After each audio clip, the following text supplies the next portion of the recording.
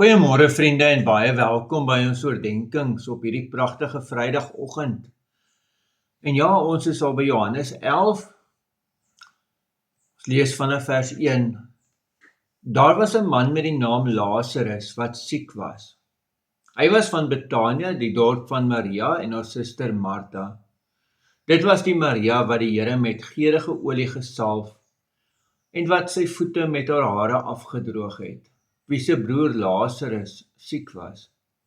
Die susters het toe iemand na Jesus gestuur om te sê, Here, kyk, hy vir wie u lief is siek. En toe Jesus dit hoor, het hy gesê, hierdie siekte lei nie tot die dood nie, maar tot die verheerliking van God, sodat die Seun van God daardeur verheerlik kan word. Jesus het Martha en haar suster en Lazarus liefgehad.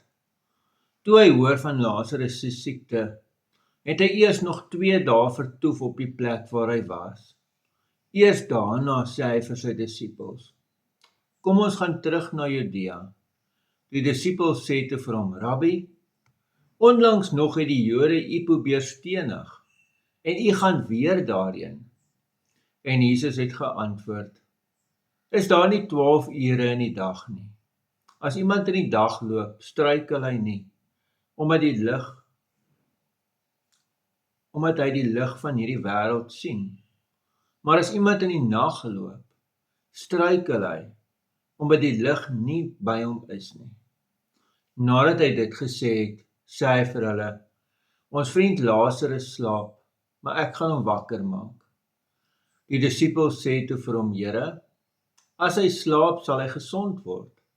Maar Jesus het van sy dood gepraat, terwyl hulle gedink het dat hy van die rus van gewone slaap praat. Toe sê Jesus openlik vir hulle, Lazarus het gesterf, en terwille van julle is ek bly dat ek nie daar was nie, sodat julle kan glo. Maar kom ons gaan na hom toe.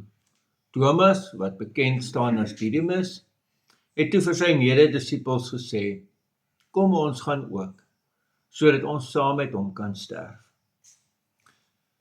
Geliefdes, ons lees tot sover. Dis 'n paar goed in die teks wat 'n mens dalk met die eerste lees mislees. So dis dalk goed om dit weer te lees, en wanneer jy dit dan weer lees, weer het daai tema. Onthou hoeveel keer ons al gesê dat dis of die mense nie weet wat gaan aan nie, maar Jesus weet. So Jesus vertel vir hulle van, hy gaan om Lazarus wakker te maak, en hulle dink hy slaap maar net, en dan moet Jesus dit vir hulle fisies uitspel. Hey, luister julle, Lazarus is dood, maar ek gaan hom gaan lewend maak.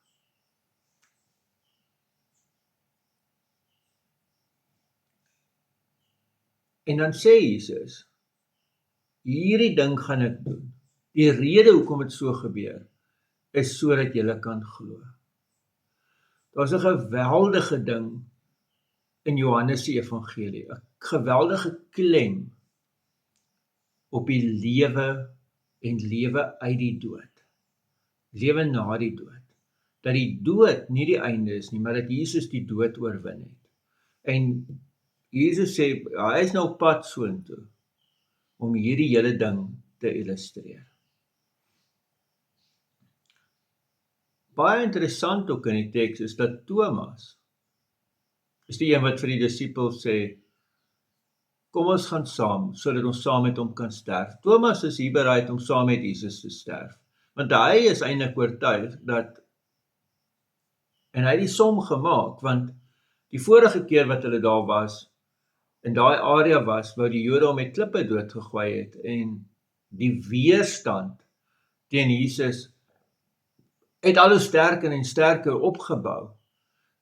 So, Thomas het die som gemaak en besef, dit is ons laaste reis saam met hom. Ons gaan nie lewendig hier vanaf terugkom nie. Maar hy is bereid om saam met Jesus te sterf. Môreoggend lees ons verder, dan kyk ons wat gebeur verder in hierdie verhaal. Mag jy 'n wonderlike dag hê. Here almagtige God, baie dankie vir u groot genade. Dankie vir die teks. Dankie dat ons dat ons kan saam lees en saam groei uit die woord. Ons eer U daarvoor, in die naam van ons Here Jesus Christus. Amen. Vriende, mag jy 'n baie mooi, mag jy 'n baie geseënde dag hê. Totsiens.